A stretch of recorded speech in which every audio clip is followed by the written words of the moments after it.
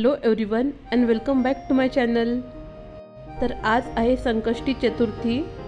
दिवसाची सुरुवात खूप छान झाली आहे। मस्त सनी वेदर आहे आज। स्कूलच्या ग्राउंडवरती मुलं छान खेळता आहेत।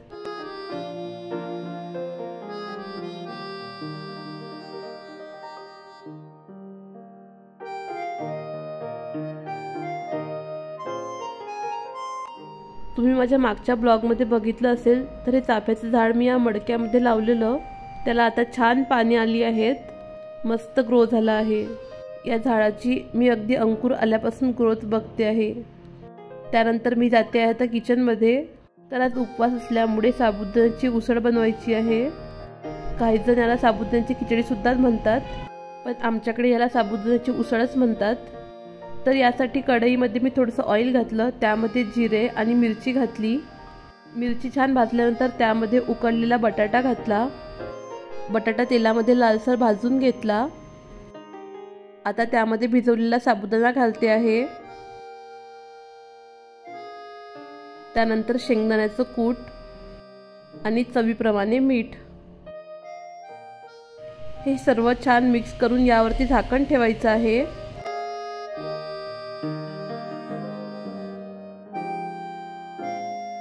साबुदाणा ट्रान्सपरंट झाला की साबुदाण्याची उसळ तयार आहे। त्यानंतर माझे हस्बंड काही भाजीपाला घेऊन आले होते, तो सर्व आता निवडून फ्रीजमध्ये ठेवून देते।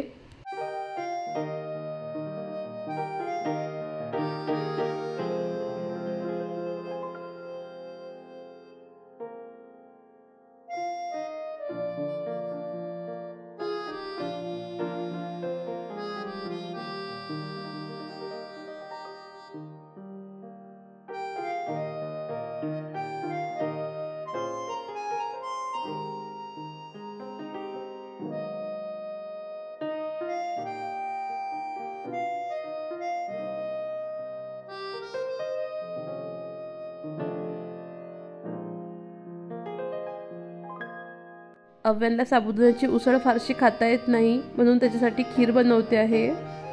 साबुदाण्याचीच खीर बनवते।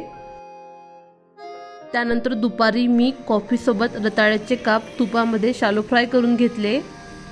त्यानंतर संध्याकाळी अव्यांना घेऊन खाली आली। इथं आमच्या सोसायटीमध्ये खूप हराळ आहे आणि जास्वंदाची फुलं सुद्धा खूप आहेत, जसं की गणपती बाप्पांचा आशीर्वादच आहे। सो आता इथून मी थोडीशी हराळ घेणार आहे।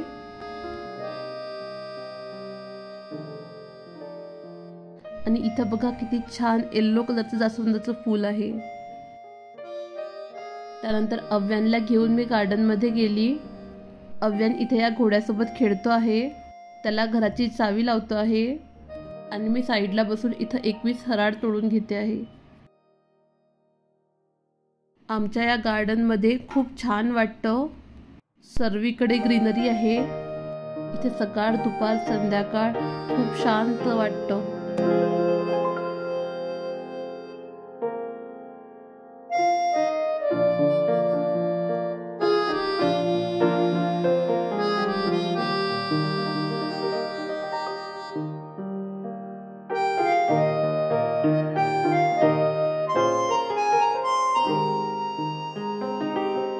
त्यानंतर इथून मी थोडीशी पूजेसाठी फुलं घेऊन जाणार आहे।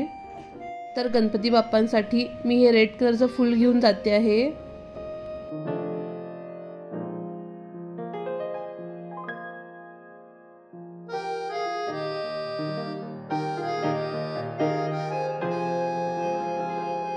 तेवढ्यातच अव्यांना त्याचा फ्रेंड भेटला, सो दोघंही इथं खेळायला लागलेत।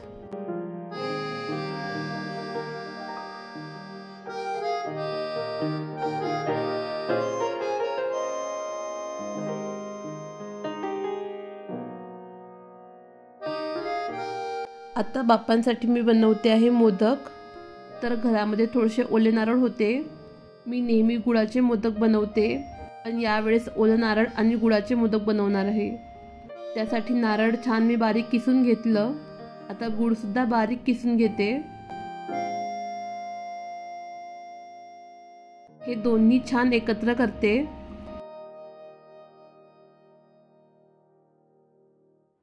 आणि याचे 21 गोळे करून ठेवते।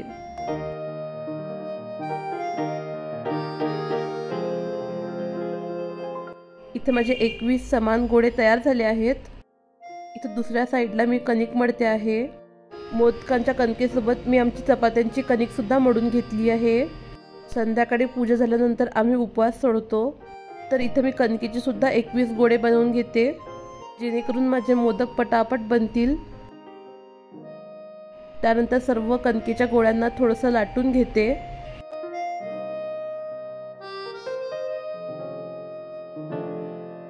अशा प्रकारे मी सर्व गोळ्यांच्या पारी बनवून घेतल्या।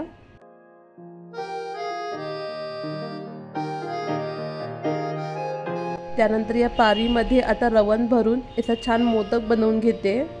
मोदक घरातल्या घरात खायचे आहेत म्हणून मी अगदी छोटे छोटे बनवते, अगदी म्हणजे लिंबापेक्षा सुद्धा छोटे, कारण आम्ही ते घरच्या घरी खातो, मोठे केले तर खाल्ले जाणार नाही। त्यानंतर आता तडका पॅनमध्ये थोडेसे तूप घालते आहे।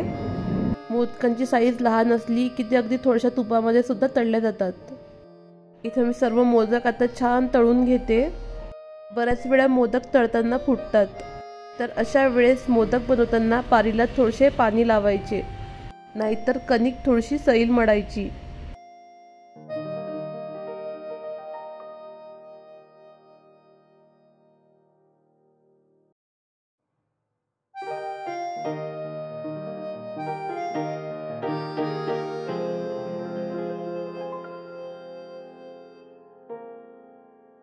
इथे माझे मस्त मोदक खुरपूस तळून तयार झाले आहे।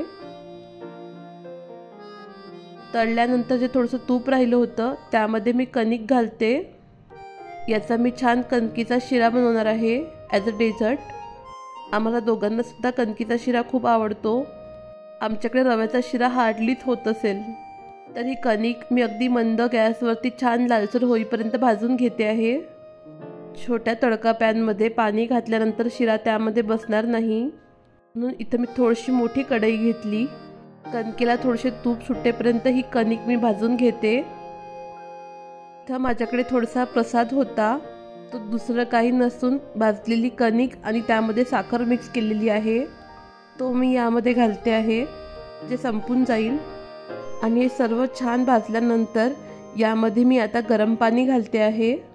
गरम पाणी घालतानाच आपल्याला हे पटापट मिक्स करून घ्यायचे आहे, नाहीतर यामध्ये गोळे बनतात। पण मला तर असे सुद्धा यामध्ये कणकेचे गोळे आवडतात। त्यानंतर यामध्ये मी थोडासा गूळ घालते आहे। आमच्याकडे अगदी कमी गोड आवडतो हा शिरा, म्हणून मी अगदी थोडासा गूळ घातला।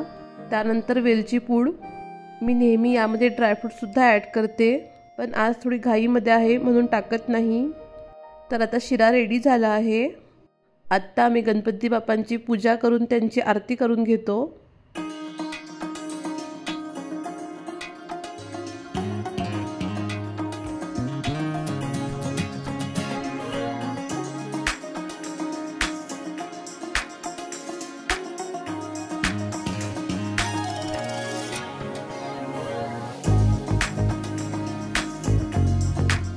गणपती बाप्पांना टीका लावला तर अव्यान सुद्धा म्हणतो की मला पण टीका लावा।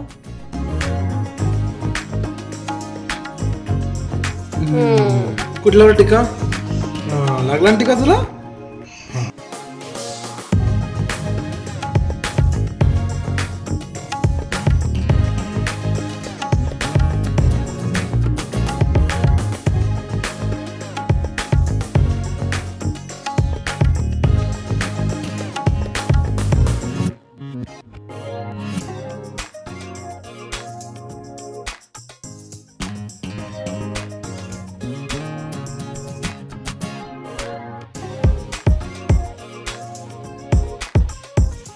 तर आज बनवते आहे मी दाणे लावून वांग्याची भाजी। साठी इथं मी मिक्सरमध्ये भाजलेल्या दाण्यांचं कूट घातलं, त्यामध्ये थोडासा लसूण, भाजलेल्या मिरच्या, थोडासा कोथिंबीर आणि पाणी घालून हा गोळा छान वाटून घेतला। त्यानंतर जी वांगी होती त्यांना मी कट करून घेते आहे। वांगी चिरताना त्याचा देठ कट करत नाही, पण तोच खूप टेस्टी लागतो। त्यानंतर कढईमध्ये थोडेसे ऑइल घालून त्यामध्ये जिरे घातले। जिरं छान तळतळल्यानंतर जी चिरलेली वांगी आहेत ती घातली। त्यानंतर यामध्ये मीठ घालून ही वांगी तेलामध्ये शिजवून घेते। वांगी शिजल्यानंतर जो वाटलेला गोळा होता तो यामध्ये घालते। हा गोळा सुद्धा यामध्ये 1 ते 2 मिनिट छान भाजून घेते। त्यानंतर त्यामध्ये गरम पाणी घालते। खूप टेस्टी लागते ही भाजी। तुम्ही कधी करत नसाल तर एकदा करून बघा। आमच्या विदर्भ साईडला तर खूप आवडीने खाल्ली जाते। त्यानंतर आता यामध्ये चवीप्रमाणे मीठ घालून भाजीला एक उकळी आणून घेते। वांगी तर आपली आधी शिजलेली आहे, त्यामुळे भाजी फार वेळ उकळून घ्यायची गरज नाही। यामध्ये फक्त कोथिंबीर राहिला तो शेवटी घालेल। त्याआधी सर्व चपात्या करून घेते। अव्यांना सुद्धा मी ही भाजी पोळीच खाऊ घालणार आहे। ही भाजी तो फार आवडीने खातो। चपात्यांसाठी सुद्धा मी सर्व चाक्या आधीच बनवून घेते, त्यामुळे चपात्या बराबर लाटता येतात आणि कुठलीही गोष्ट एकसारखी करताना त्याचा स्पीड सुद्धा वाढतो।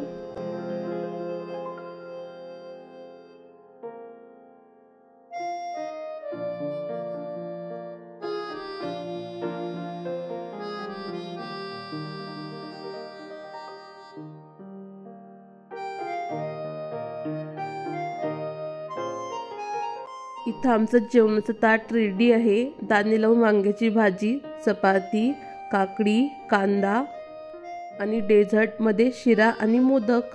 शिरा डेझर्टमध्ये असला तरी सर्वात आधी मी शिराच खाऊन बघणार। जेवणानंतर अव्यांची बाहेर तिसरी फेरी। तर कसा वाटला तुम्हाला आजचा व्हिडिओ मला कमेंट्समध्ये नक्की सांगा आणि व्हिडिओला लाईक, शेअर, सबस्क्राईब करायला विसरू नका। थँक्यू।